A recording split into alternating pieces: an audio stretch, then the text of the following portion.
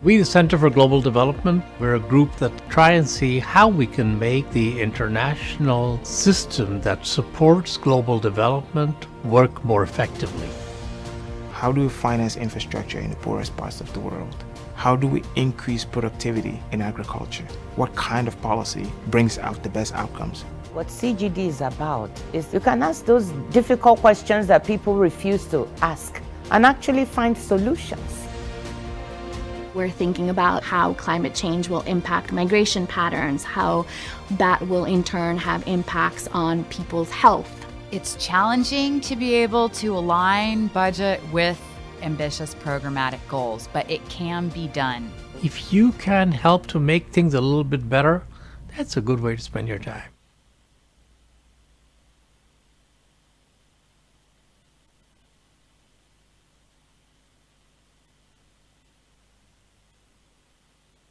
Thanks very much for joining. My name is Charles Kenny. I'm a Senior Fellow at the Center for Global Development. Welcome to those of you in the room and those of you online. For those of you online, you're welcome to live tweet using the hashtag CGD Talks and tagging at CGDev. You can also ask questions via Slido, which is in the YouTube chat link. This presentation that I'll make today, which hopefully is about to come up on the slides when I click, probably, is based on work by a group of us at CGD, as well as researchers from the University of Witwatersrand and the University of Ghana as well, all supported by the Gates Foundation, to whom many thanks.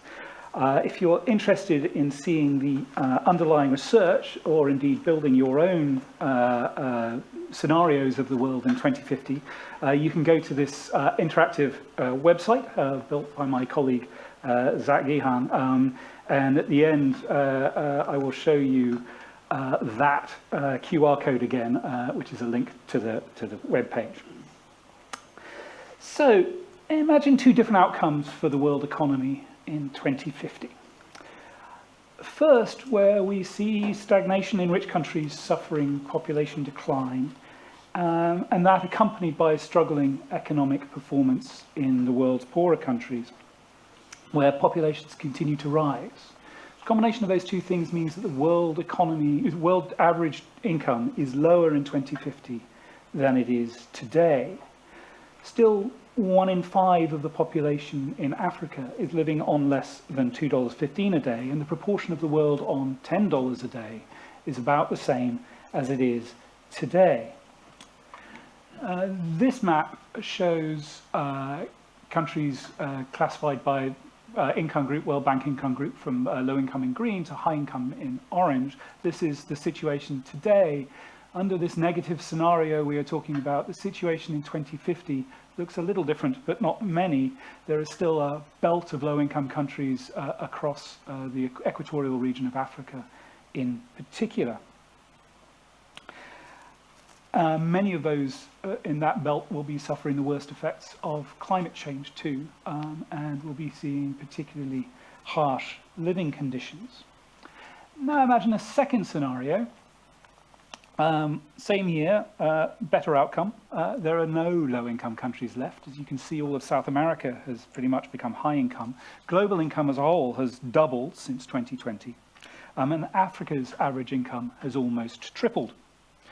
$2.15 a day poverty has almost been completely eradicated. And the number of people living on $10 a day poverty has fallen from 3/5 of the world in 2020 to just 1/5. By 2050. Based on what we know about economic growth and what we can predict about demographics and education and the climate in 2050, analysis I carried out with my colleague Zach suggests that these two visions of the global economy I've just presented are about equally likely to happen. The actual outcome is likely to be somewhere in the midst between them. And that central forecast suggests weaker global growth than in the past. And the reason for that is because the world economy is facing a bunch of headwinds over the next few decades.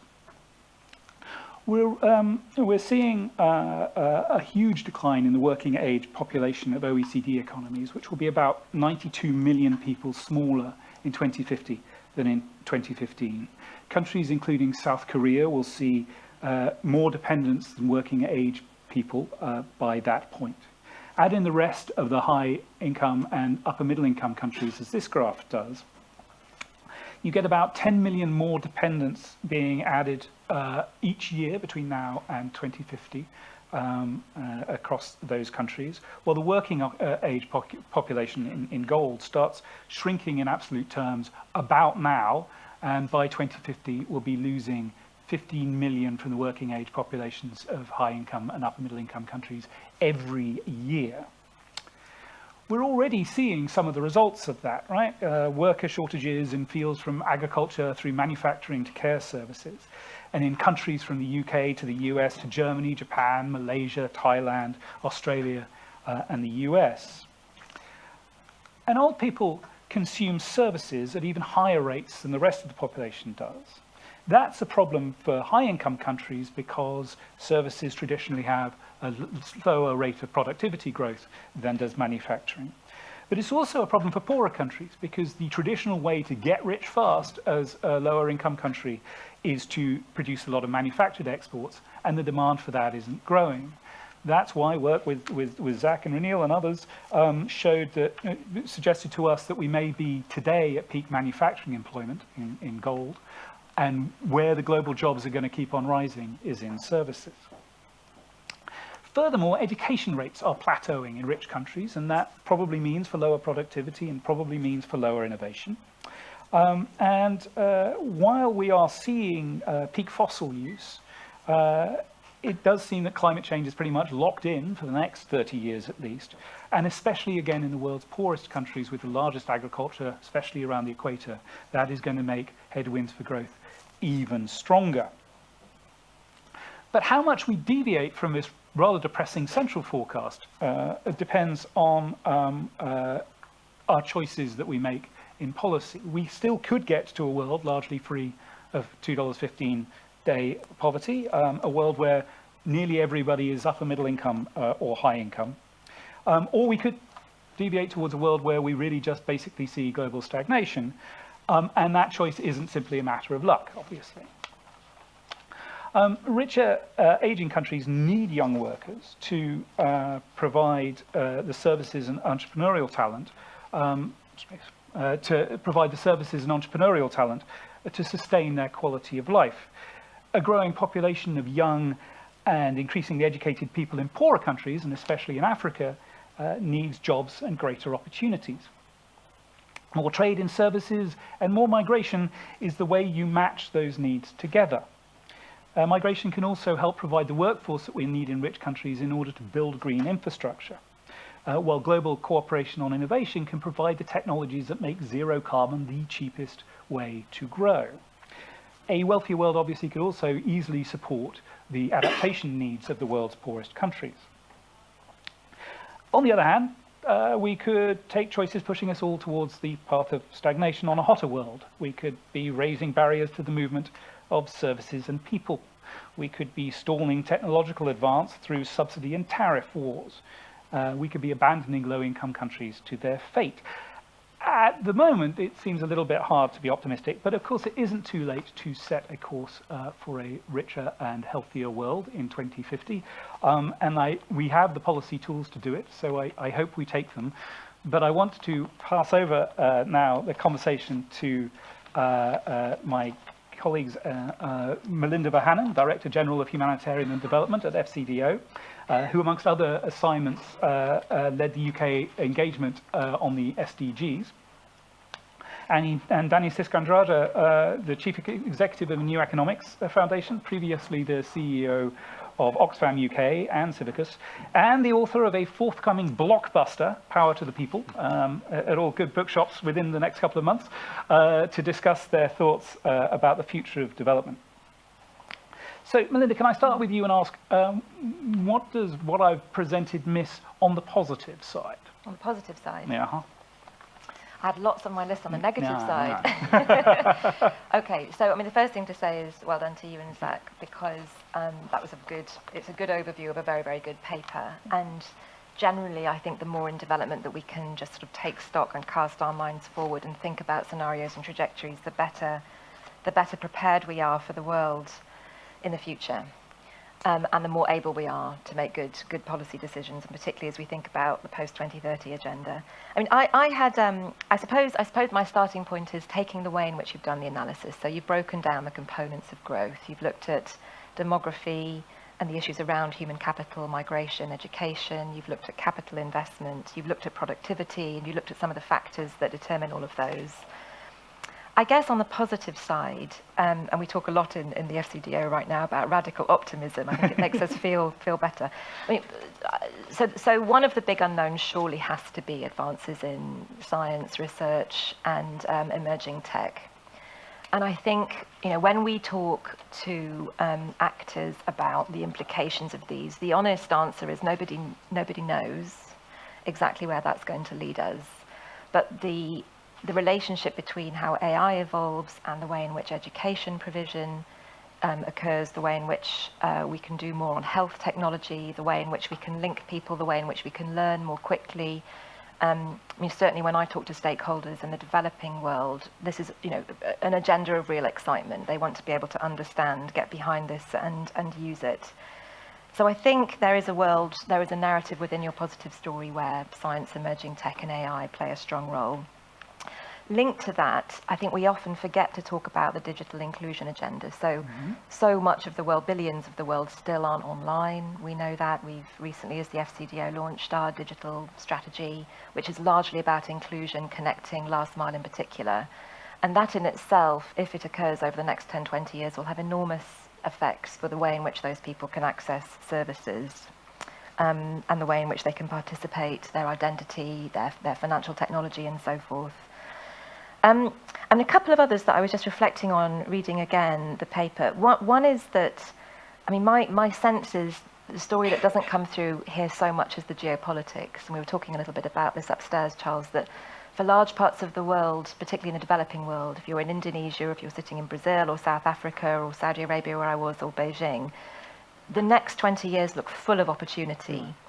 And the fact that we are in a more multipolar world means that those who want to seize that opportunity, the number and the voice is growing in the multilateral architecture, and that has to push us more towards sustaining the mechanisms which enable their growth, right? So this is presented as a little bit as a US, Europe, UK story. If you look at the agenda the way they want to see it, they don't want trading blocks to break down. They don't want globalization to go into, they know that this is going to be harder for them. So there's something about their geopolitical power in the positive scenario that I think could be, sort of mutually reinforcing.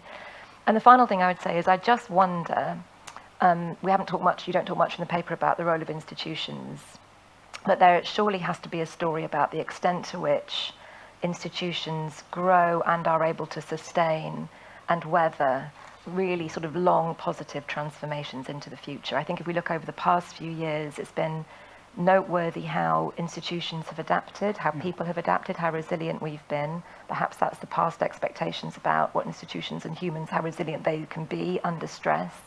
And if we think about that going forward, the growth of institutions and the way in which institutions are managed to sustain and manage crises, no matter what the crisis, that also is a story for a positive pathway, I think. That's great. I'm turning away from you, not intentionally. This chair seems to have a mind of its own. So, please don't take that as a commentary. But now, thank you for having played along and said the positive. Give us some quick negatives. Well, so health, I think, the kind of prospect of another pandemic, rolling pandemics, disease, new diseases that we don't yet have solutions to, given the experience of the last few years, has to be up there. Climate feedback loops are things that, again, I don't think we know enough about yet, but the sort of the disruptive effect that could have on economies within the next 20, 30 years could be prevalent. Geopolitical competition working in the opposite direction. So, it is, I mean, I think as someone described it recently at a Wilton Park event, we are in Vote-geddon or Vote-quake this year. So many people living in democratic countries going to vote. The rise of autocracy, the rise of geopolitical competition, and the way in which states will compete. The worry and concern there is that leads to compulsive policy choice, that leads to a pulling up the drawbridge, as we talked about on the migration front in your paper. So that has to be up there as a negative. I do also think that AI and cyber can work in the other direction, cybersecurity in particular. And I think the opposite of institutions being resilient. I think there is a question about the extent to which deep inequality globally, but also within countries, erodes the consensus behind institutions, erodes sort of positive political cycles in countries that can sustain democratic outcomes.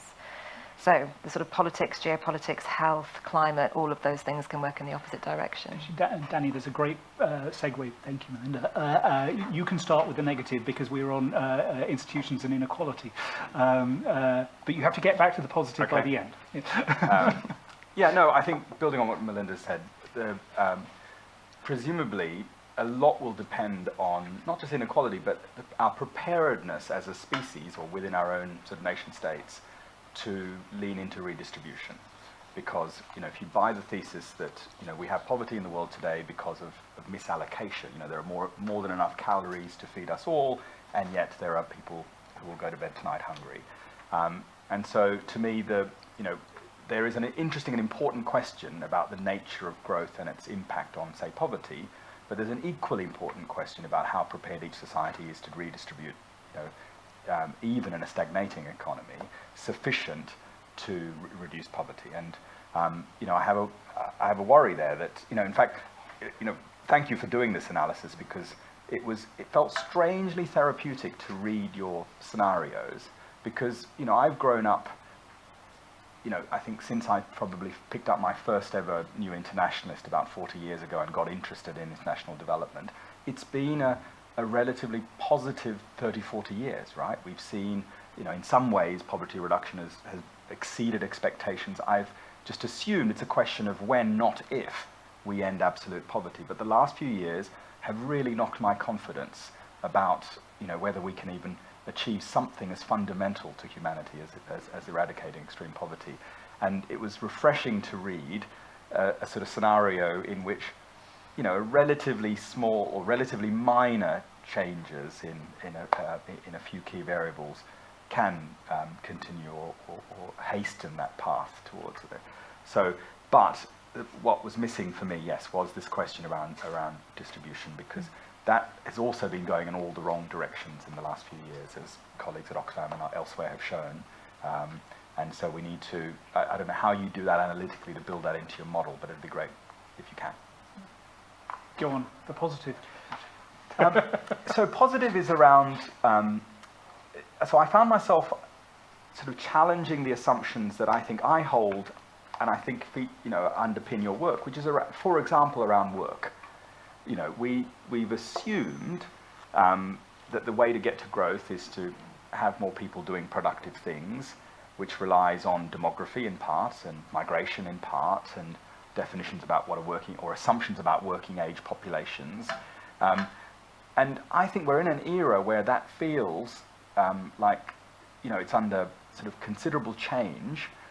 And I'm optimistic that actually we might find ourselves in a situation where we, as a species, we're incredibly clever at finding ways to, of productive activity or human activity that we deem to be productive. I mean, how is Kim Kardashian a billionaire?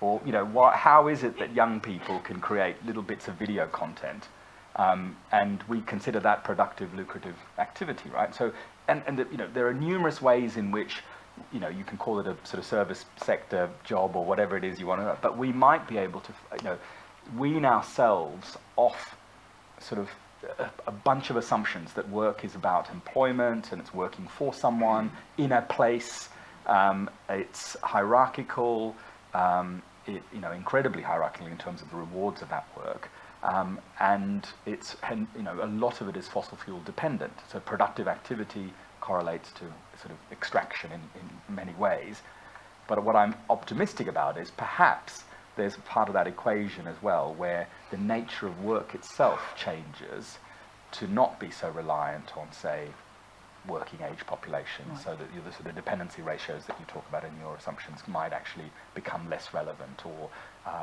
even growth becomes far more possible if we measure it in these ways, because we've designed new and innovative ways to monetize productive work. So a vitally innovative sector is clearly global development, and the community of people in this room. What does all of this mean for sort of the global development community writ large, and how optimistic are you it will rise to the challenge? So I mean, look, a whole bunch of things. I think if we look back to, when I first started my career, goodness, last century, long time ago, the way in which we thought about development was very formulaic. I think the way in which we think about it now needs to be precisely the opposite of that. Exactly, because I think, as Danny was saying, there are tests, there are assumptions, there are ways of thinking about development that would hold true, the importance of productivity, the importance of, the sort of core factors of growth. But there are also going to be a lot of disruptors, a lot of structural breaks, a lot of different ways of thinking about the world, a lot of drive, sort of political drives and narratives that we can't anticipate now. So I think that's a call to be very open-minded, a lot more multilateralist in our outlook, which I know we like to say, but we've been so used to calling the shots as the developed G7, the developed West, and it's taking us a long time to get behind the fact that that is no longer the case, and the good ideas and the calls for what the future should hold won't be, they won't originate here anymore. They'll originate in other places, and we need to get behind and work with those. So creativity, open-mindedness, I think a sort of a willingness to let go of old assumptions, whilst also protecting the things which we know need to be protected in order to work. International cooperation around truly shared global challenges, whether that be climate or AI safety or environmental protection. But also I think just some honest truths, because we load a lot of a values perspective into the development agenda. So I think I'm really intrigued, and I had the same point that Danny had about the fact that we've become really tolerant to just vast levels of grinding inequality in the world. I mean, the development agenda is predicated on the notion that we wanted to solve this problem. It appears we might not want to do that, or at least our preferences and our choices aren't as pure and as value-based, as society as we perhaps wanted them to be or thought they might be in some political cycles. So, long way of saying, truly open-minded, but also honest with ourselves about our motivations. Danny, you've written a lot about the closing of civic space. Can we manage that while civic space continues to close, and if not, how do we turn around? How do we get to a better space where we are creating institutions sort of fit for purpose to deliver on? Well, there is a book coming out in about 6 weeks that I really urge you to read. No, so the book is actually about some sort of reflections on how we make this the century of the citizen. That's the sort of framing that I'm using, because I am still optimistic. I remain optimistic that this is the citizen. This is the century in which we live up to the sort of possibilities and potentials of our sort of full citizenship. By renewing democracy, by pursuing far more democratic economic activity and so on. But I think the role of development is interesting and important here, because part of my concern about the way that sort of the development industrial complex has evolved is that it's incredibly hierarchical, that power and resources sit in the global north, and money might trickle down, but power doesn't. And so you have civil society entities in the global south that often end up being little more than subcontractors of subcontractors, not vibrant civic institutions that are nurturing and protecting democracy close to the ground, that are connected to communities, that are credible actors in the polity. And so I think that the question around sort of protecting civic space or empowering a more active citizenship and sort of bolstering democracy across the world, including in relatively mature democracies like this one, becomes really important and can't be disassociated from the sort of economics of it all. So I think that's hugely important. And in part, it's the, building on what Melinda was saying, I hope that in 2050 that there won't be charts like the ones you've presented that talk about ODA or aid levels.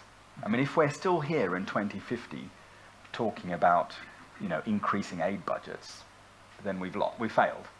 Because by then, we need to be talking about, far more sophisticated and interesting financial instruments, far more, based on mutuality and mutual obligation, rather than voluntary contributions by a certain set of states based on sort of rules of the late 20th century. And so I think there is there's another question around, which you may get to, around, how do we redesign or re-architecture the system to give ourselves the best chance of your sort of more positive outcome? Oh, you can both answer that question. No, I mean, you can both answer that question. I'm just reading the questions that are coming up online, actually. Well, but have a quick bash at that one. How would you redesign it? I mean, because it's whatever the world looks like in 2050, it is still going to be a very unequal world, right? And with climate change, more of the reason for that inequality will be sort of undoubtedly linked to actions of richer countries. So the sort of the obligation for some sort of equalizing mechanism won't have gone away. How does it look better? So it is an excellent question, and I do agree that it's so, if we're sort of sitting here talking in the same terms about fiscal transfer from north to south, it feels that just would feel like a fail. I guess in my mind, I think that the key actions that are going to impact the way in which either the world becomes more equal or less is probably more our domestic policy choices. So the extent to which we consume, we surpass planetary boundaries, the extent to which we sort of think and talk openly about some of the positive migration stories in your paper, the extent to which we're willing, the pandemic accord negotiations show us this week, we're willing to share vaccines, share pathogens, trade some of our intellectual property. The basic policy choices that we think are domestic will just have a big international ramification. And I think it's those things in the end which will be the equalizers or not. I also think that, my worry is it's also a mindset thing, right? Either we as a world agree that there are truly shared global challenges around which we must talk, we must debate, we must share policy mechanisms, we must share technology and innovation, or we decide we retreat and we think, well, actually it's each for themselves and, we have to protect our own countries and our country's border. So the debate broadens out significantly away from what's the right level of transfer into what's the right contract between global citizens. And I think this comes up in one of the positives. I mean, you ask the question, or you sort of imply the question, where might we end up? I mean, one of the things that I'm struck by on the positive side is just the desire for people to connect to each other. It's also the case that we do tolerate very high levels of inequality, but that, the big change we've really seen over the last 40, 50 years, as long as I've been alive, is that constant desire to connect, to globalize, to exchange, to understand the perspectives of the other. So that, those trends for me are much more positive drivers, much more positive equalizers than the ODA or development story. Two things. One is around just being creative about the architecture we want, and secondly, being brave about the narratives we use. So, I often think to myself, if we were sitting here in 1967 and someone said, oh, there will be an international aid system with rules and obligations, and many northern states will actually come close to meeting commonly agreed targets for aid spending, people would have laughed at us, right? But yet, Lester Pearson and others worked hard to create a system of ODA that, in some ways exceeded expectations, didn't deliver for 40, 50 years, And I feel like we're at a moment like that, where we need to think of ourselves, think about what are the forms of global public finance, or is it called TOSID? Total, the world's worst acronym. I don't even know what it stands for. Total Overseas Spending on Sustainable Development. Well done. Yeah. Whatever it is, what are those mechanisms by which, nation states redistribute resources or allocate resources to support sustainable development, sustainable inclusive development, climate action, and so on? And I think those of us who live and work within the development industrial complex, in some ways need to be much more prepared to think about and dream about what sort of architecture we might want to get to the positive 2050. And a minor but obvious point, which is, and do so in a way that challenges some of the sort of very unhelpful narratives that development aid sort of conjure up. So this is about mutuality. This is about civilization. I mean, how is it that we live in a world in which several 100 million people live in abject poverty, right? And we've tolerated that. And the world would be the most unequal country if it were a country. And we talk a lot about, and people get very exercised about, inequality within our own countries. That's fair and fine and important, but the relative lack of attention on the sort of global, this should be the Center for Global Equality, or the Center for, inclusive, whatever, something else. But it's about finding new ways of trying to paint that picture of where we'd like to go, which breaks free from the sort of development mindset, which in itself is I would argue, is outdated and problematic. Well, we have a new president, maybe we'll get a new name. I do want to open up to very interesting online questions and the audience. I have two more quickies, maybe.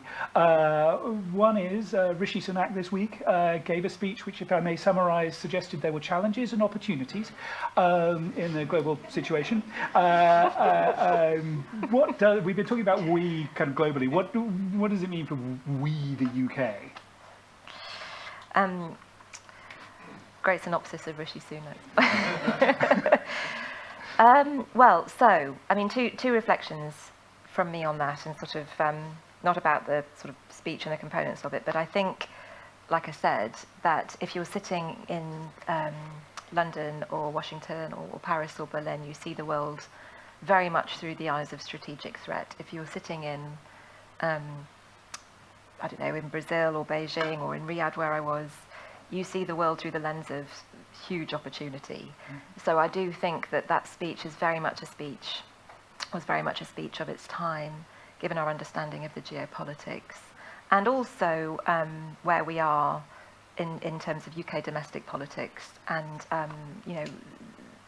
the direction of travel the government has taken in certain spending choices. And so, so much of our sort of internationalism will be the subject of, conversation and debate as we head into the general election this year, and that's important. That's an important part of our democracy. It's an important part of the debate.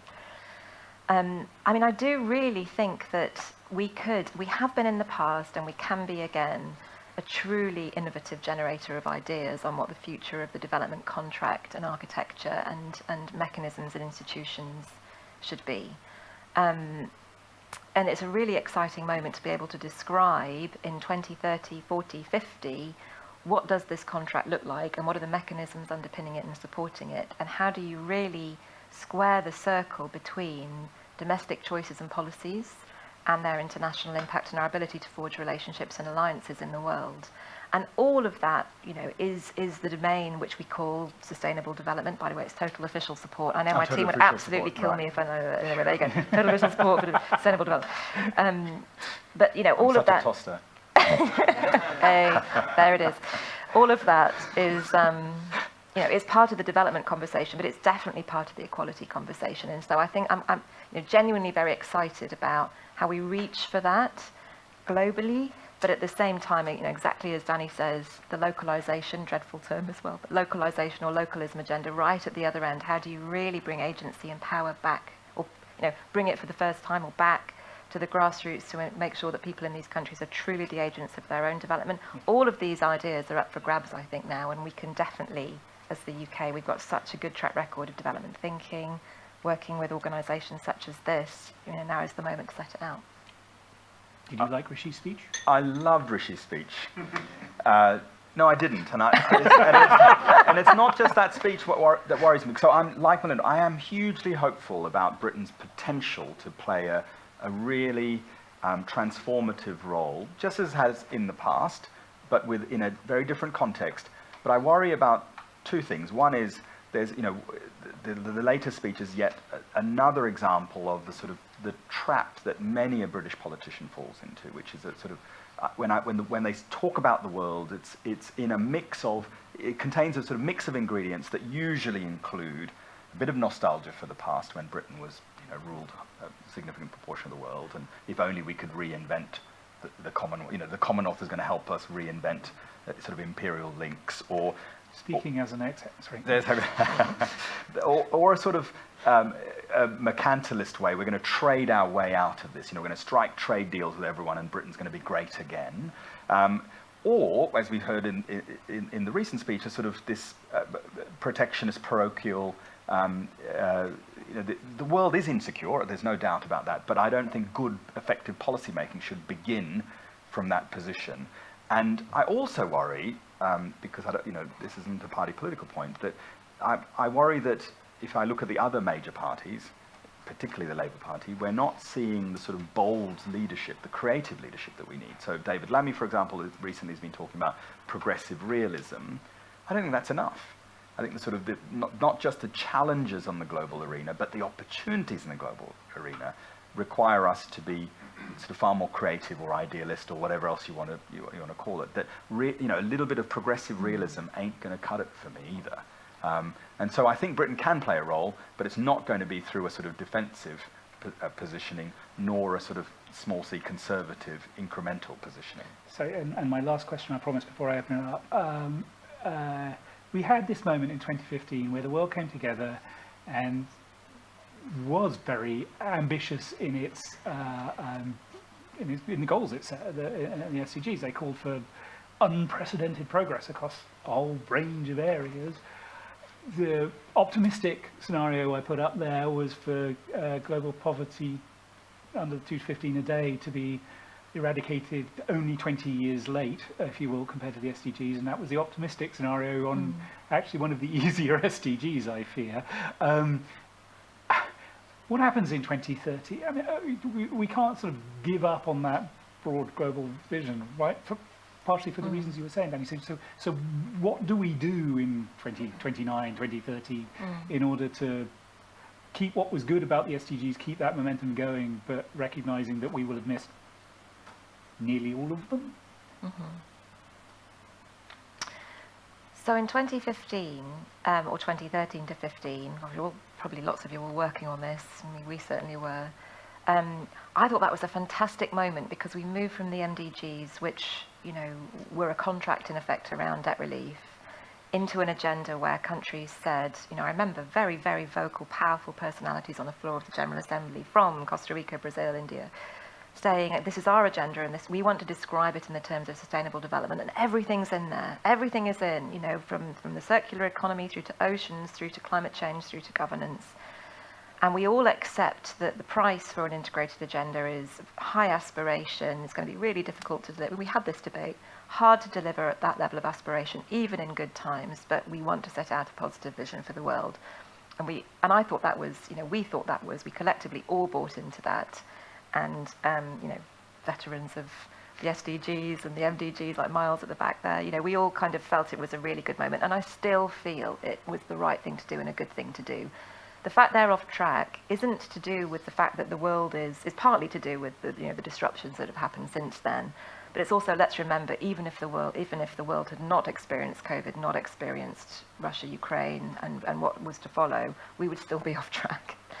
So I think perhaps the conversation in 2030 becomes, what do we want to do now? Sounds very basic, but do we want to go for goals and targets, or do we perhaps accept that was overly simplistic a way of describing the way in which the world actually works? Other ideas out there are, do we focus more on transitions for all of us and have them cluster issues around transitions? Do we want to, I don't think we'll want to go back to a prioritized agenda, but do we want to really go for one or two of these aspects? Let's get rid of extreme poverty. Let's just do that.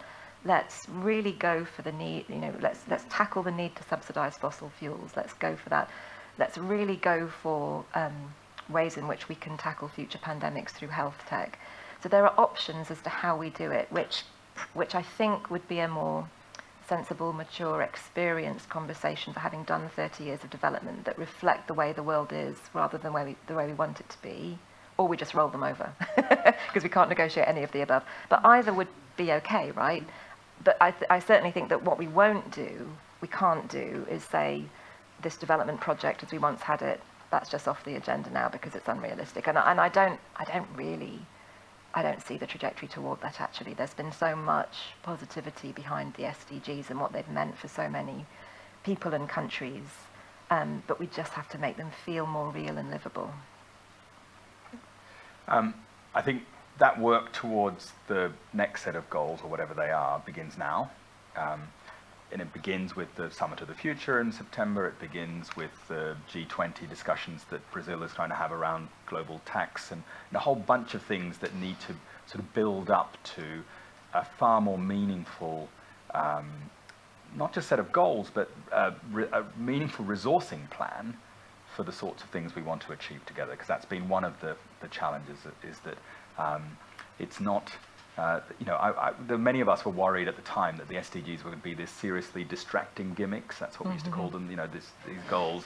They're now the seriously disregarded goals. Someone was telling me that even the UN's official spokesperson now doesn't use the word SDG very often, and she tries to avoid it.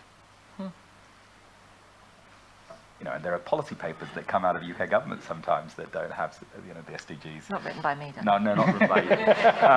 So, we know, so meaningfully resourced, but meaningfully engaged with by, policymakers and well outside rooms like this and, in the domestic agenda. And then the last ingredient for me that was, it has remained deeply problematic is no one in the world is being held to account for us missing the goals, right? None of us, including those of us involved in the development sector, will lose our job because we're going to fail to meet the SDGs. And so the successor instrument has to have, whatever the agreement is, has to have, surely, far better systems of accountability in which it is much clearer about whose responsibility it is to do these things that we are promising to do, and who will be held to account if we don't do them. Otherwise, we'll just be back with another set of distracting gimmicks. Back here again in 15 years, Yes. say the diary space. There are a bunch of questions online. I'm going to go first to the audience and then to online, if anybody has a... Who's in charge of picking? Can we go to here and here and then here? And then we'll come round. Thanks. I wasn't expecting to pick first. Sorry. Hi, Jess Espy, University of Bristol, formerly a SDG veteran, I suppose one could say. I wanted to ask, there seems to be a little bit of a tension in the conversations we all have, myself included, in this kind of belief that, civic space is closing, we're moving towards more autocratic systems in many countries of the world, etc., but concurrently, we're all leaning more to an internationalist agenda to try and fix environmental challenges, biodiversity challenges, and the future sustainable development agenda of 2030, whatever that might look like. How do we reconcile the fact that we are going to need some kind of international system and architecture to negotiate a successor in whatever shape come 2030, and those institutions themselves might be becoming less democratic? That feels like a bit of a tension. And so then the question would be, what other places and spaces and institutions might there be that we might look to engage to try and create a compact or an agreement or some kind of consensus for how we govern sustainable development in the future? Maybe outside of formal government structures, maybe it is much more about individual civic engagement, maybe it is about transnational advocacy groups. I don't know, I don't think anyone knows, but I'd really welcome your ideas on kind of ways that we can think about circumventing what potentially might become a less democratic international system in the years ahead. That's grim. Remember that. We're going to do 3 and then... Pardon me. Hitan Shah, British Academy and Chair of Our World in Data. Thanks for a fascinating set of presentations. On the two scenarios, I mean, one of the questions was, you know, what makes the difference? And you were talking about a whole range of things. It could be pandemics, could be, you know, does science and tech really kind of make a big difference? Global conflict, etc. Many of those factors feel like they're external to us and that we can't really influence them. But maybe we can at the margin. What are the right strategies for a country around the size of ours? Where do we put our energies? Because do we want to try and focus on managing global conflict when actually then we may not have much, you know, chance of actually affecting that? Should we be putting our eggs into certain baskets given we've only got a certain amount of resource? Great, thank you.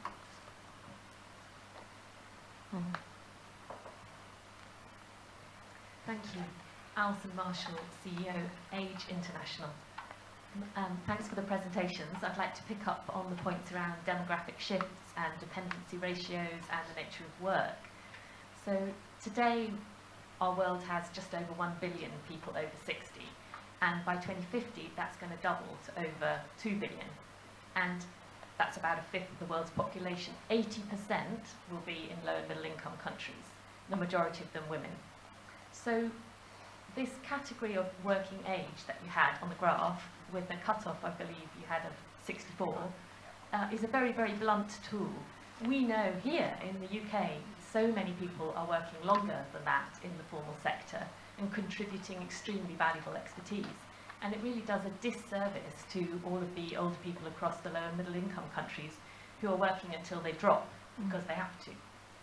So then the dependency ratio, again, we know that actually people over 60 are crucial. Just think about provision of care work.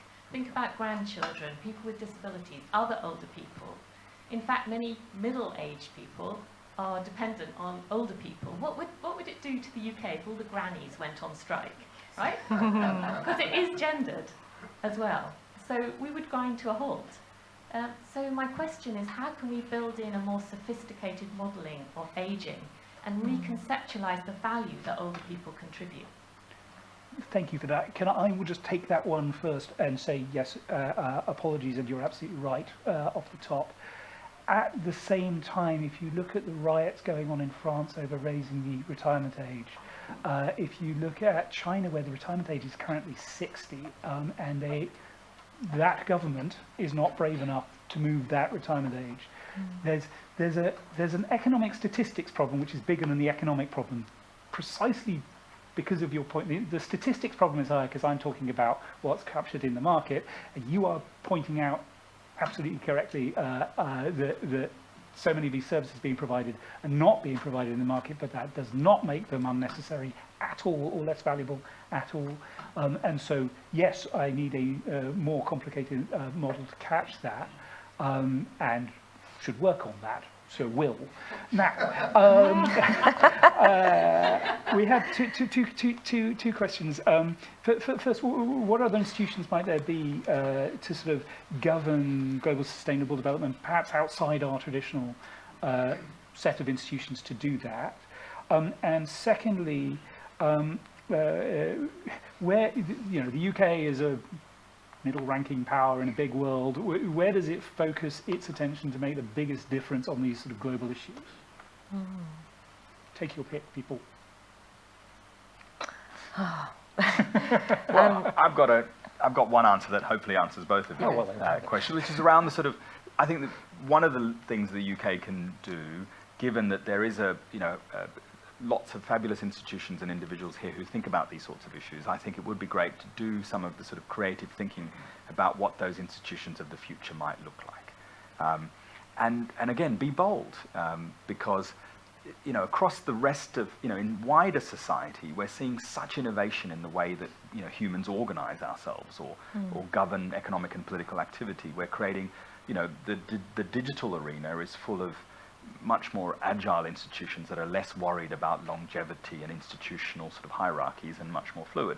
There are new ways of managing sort of transparency and mutuality And so why can't we expect our global institutions of the future to more resemble those than limit ourselves to some sort of one member state with one vote in an international institution? When I worked on served on the UN high-level panel on digital cooperation, and a few years ago, and one of our recommendations was that digital governance will necessarily have to be far more multi-stakeholder than the sort of traditional multilateral approach that states sit around and decide, right? Because the digital world, already states are bit players in the sort of digital ecosystem, and so, if we're being truly multi-stakeholder, let's be creative about what those institutions are, and apply sort of good design principles for today or tomorrow, not rely on yesterday's, which comes back to sort of British politicians and their understanding of and projection of Britain, which needs to move away from sort of protecting the past and the assumptions and privileges of the past, and instead leading by example in sort of creating the future that we want. Yeah, so I think that's great. I mean, I just was actually remembering, Jess, because we worked together on the post-2015 agenda, as it was called. I wonder, at the time, we consulted to death, right? I mean, civil society groups and sort of citizen groups, and but the one thing we didn't do was crowdsource using other forms of sort of digital media. And I think we almost decided not to, because we just wanted the UN process to work, so all eyes focused on the floor of the General Assembly and the debates. And I think there's no way around that, right? So I think we have to do that again next time, because it is part and parcel of sustaining an open international order that, with the UN at its core. But I completely agree with Danny. I think we can be a lot more creative and a lot more open and a lot more on the front foot this time about how we open up different forms of civic engagement and business engagement, and make it multinational, make it plurilateral, just sort of really go to town with it and think about how we can do it in a way that crowdsources views that we can then use and do it way ahead of time would be brilliant. So if someone has that in mind as a project to do, great, let's get on and do it. So I think on this question of how do we focus in order to solve the problems that are really exogenous, that we think we have no control over, and I actually think this is something that the UK has proven to be quite good at, actually. So we're sort of able to identify the big sort of risk factors that could serve as major disruptors, whether that be pandemics or AI safety or AMR, and we're able to work pretty nimbly with quite a broad range of groups, because we sort of sit in the middle of lots of groups to raise awareness and profile, and we're able to build alliances, and perhaps less able than others, and we've got to get much better at this, but try and bridge between sort of the large emerging economies with whom we have relationships, and perhaps back to the G7, and sort of positioning as that sort of broker in the middle seems to be something that we've sort of carved a bit of a niche over the past couple of years, and taken our issues quite carefully and just try to sort of nudge forward in the right way. Now, I don't know how you apply that to the next COP or negotiation on loss and damage, because clearly you have to play a different role there, but I think there's something about being smaller, more nimble, less enthralled to difficult positions, more able to kind of mix objectives and values, and just sort of be more creative in how we set the agenda, that I think is probably our niche in the future. And there was a third question, which was on age. I mean, I think this is partly Danny's point. I think that the future of work surely has to find a way to enable the productive input of people who are 60 plus. Right? It just might be that they're in retirement at the time, but it makes no sense if this is such a large chunk of our working population with so much experience and so many ideas and energy and life still to contribute, that we can't find a way to pull that into the productive economy. So I don't know, I'm looking forward to that. Let me get to a couple of questions online, and then back to the room. One is, how do you see China's Belt and Road Initiative fitting into the future of poverty reduction? And a second is there going to be more space for good ideas, given this is such a big election year worldwide? And does that set us up for a strong financing for development agenda in 2025? You wish. Sorry, pardon me. Shouldn't editorialise. But maybe take those two together. I mean, maybe one of the ways we get a good outcome is more Belt and Road. there are lots of people in this audience more qualified to answer the question about China's Belt and Road than I am. But I actually have been struck by the fact that the Belt and Road seems, I wouldn't say a busted flush, but I think it's not as prominent in the future in terms of how countries perceive their infrastructure growth as perhaps it had been in the past, not least because it's going to be more and more complicated for China to fund it and back it and deliver it and drive it because of their domestic economy. So I think that, so the question probably is how do we create mechanisms whereby we can finance sustainable infrastructure at scale globally, whether that is China or whether it's PGII or whatever mechanism that we just don't seem to have found good forms of multilateral and international cooperation on infrastructure development, despite MDB efforts, despite our DFIs, and that's what we really need to do. And if we do get that right, then that connectivity that infrastructure provides, hard infrastructure through to digital infrastructure, is going to be critical, but I just don't think we've found it yet. We've had plenty of lessons along the way. I think we've learned that bilateral approaches run their course and they don't solve the problem. So it has to be a multilateral or plurilateral mechanism in some form. I don't know, Danny, what do you think? Yeah, I think there is, not specifically about the Belt and Road Initiative, but more generally, China has to play a leadership role in global development.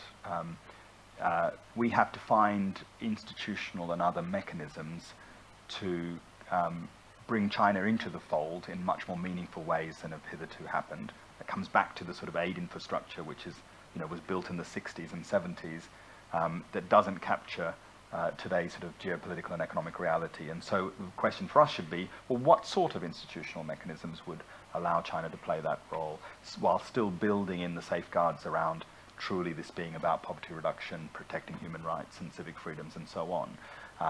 And that's got to be a key priority for us. And it's not just about China, it's about a whole bunch of other increasingly important geopolitical and economic actors that, I think to your original point, for whom the world is actually looking rather different from the way that we often see it in the UK. The elections questions is fascinating. So I think, so I have a deeper worry, which is we're all obsessing about the sort of drama of elections, but risk not seeing how weak the theatre of democracy is becoming all around the world, including in this country. And it's too easy to get worked up about who will win this election or that election. But in some ways, I don't mind so much about who ends up in the White House or number 10. I mind much more that we salvage democracy from the multitude of threats it's facing at the moment. One of those threats is the inability of national polities to deliver meaningful change on, as you said, Charles, increasingly global challenges, right? And so one way you might build a positive sort of loop into this is to say, okay, it's going to become increasingly clear, if it's not already clear, that national elections alone in the politics, business as usual, and I mean business as usual, aren't going to deliver the sort of outcomes we need to live in a safer, more sustainable, happier world. And so therefore we need to start investing in global mechanisms. And so that's, to me, the entry point. And part of that, of course, is about development finance. But as I've said several times already, development finance is only one piece of that international cooperation puzzle that we need to start solving. Right, back into the room for a last lightning round. There and there. Yeah, sure. Hi, I'm Felix Martin. I'm an economist, and I wanted to ask you a question about politics and geopolitics, which you mentioned, and its relationship with development. I was reflecting when you put up your charts, Charles, and everyone else on the panel, that 2050 is almost as far in the future as we've all been working in development, I think, all of you and me. And I was thinking, what are actually the really big successes over the period since the 90s? And I think there are two that I can think of that have really dominated that period. One is China's success in raising people out of poverty within China, not VRI, and European enlargement to the east, which was a tremendous success in institution building and development more broadly, and indeed in raising people out of relative, if not quite absolute, poverty. both of these things are somewhat sort of, stories that dare not speak their name in development. They're not the conventional meat and bread of what we talk about in development. So one question is, why is that? Another thing about them is that they were embedded in political, obviously, processes, highly political processes. Either it was a domestic thing in China, or it was embedded in the political enlargement of the Union in the EU.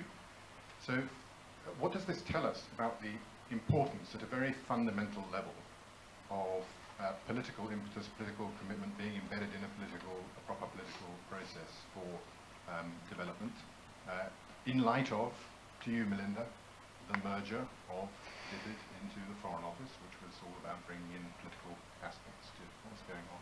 And Danny, in light of what you quite rightly always, your great thing about the importance of civic engagement. So, I mean, one of the things about those being embedded in a political process is it provides, by definition, that kind of civic accountability and so on. That's probably why it's been so successful in this case. Right, we have 2 more people asking questions, then we have 2 people to give answers, and we have 1 minute and 10 seconds to do it. So be quick, people. Sorry, a slight challenge to Danny's point about beyond ODA. So while ODA is declining for developing countries overall, I think if you look at the last few years, it's sort of remained fairly constant for government revenue in LICs, where sort of the majority of extreme poverty is sort of concentrated. Also, if you look at sort of the recent years' debt statistics, financial flows are actually negative in Africa if it wasn't for the massive upscale of MDBs. Meanwhile, if you strip out, Africa or weak credit agencies from the emerging market and developing economies, they're growing quite robustly. So in the sort of focus to move into FDI and remain relevant to a whole host of countries like Indonesia, are we sort of moving into places where we're not that effective, inconsequential, and ignoring those that really need us, and we remain really relevant? Thanks.